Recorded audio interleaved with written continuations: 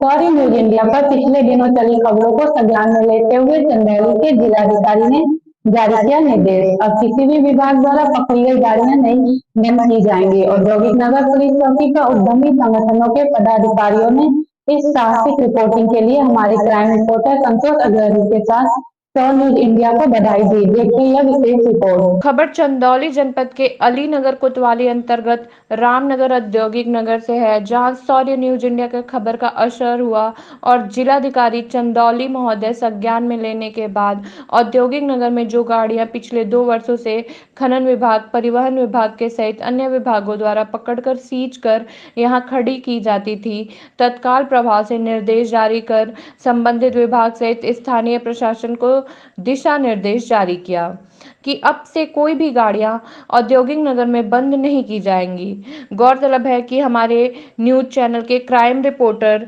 संतोष अग्रहरी ने 6 अक्टूबर को इस पूरे प्रकरण को कवरेज किया था।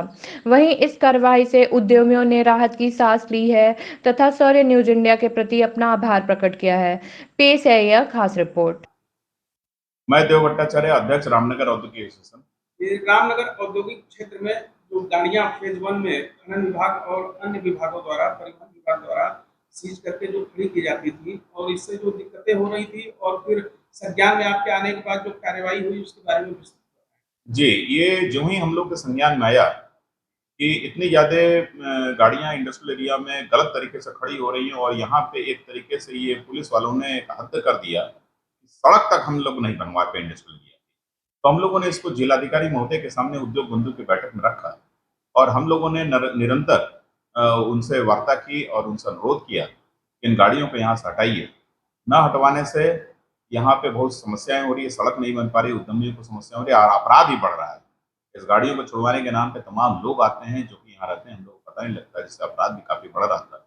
और मैं धन्यवाद देना चाहता हूँ सौर्य न्यूज इंडिया का कि आपका ये सपोर्ट ये मिला हमें कि सौर्य न्यूज इंडिया ने रेगुलर हमको प्रतिदिन का जो है वीडियो क्लिप यहाँ का, फोटोग्राफ्स और वहाँ के ट्रक वालों के, गाड़ी वालों के जो पकड़ा रहे थे उनके इंटरव्यू मुझे बराबर दे रहे थे और मैं उनको जिलाधिकारी महोदय को फॉरवर्ड कर रहा था। जिलाधिकारी महोदय ने इसको बहुत ही संज्ञान में लिया, बहुत ही गंभीरता से लिया और उन्होंने तत्काल, जैसा कि आपसे मुझे पता लगा है कि जिलाधिकारी महोदय ने समस्त विभागों को भी ये कह दिया कि कोई विभाग की गाड़ियां यहाँ पर नहीं खड़ी। तो लेकिन अभी भी मैं आया हूँ इंडस्ट्रियल एरिया में, देख रहा हूँ अभी गाड़ियां हैं, धीरे धीरे इन गाड़ियों को हटवाने के लिए जिलाधिकारी महोदय ने कहा है।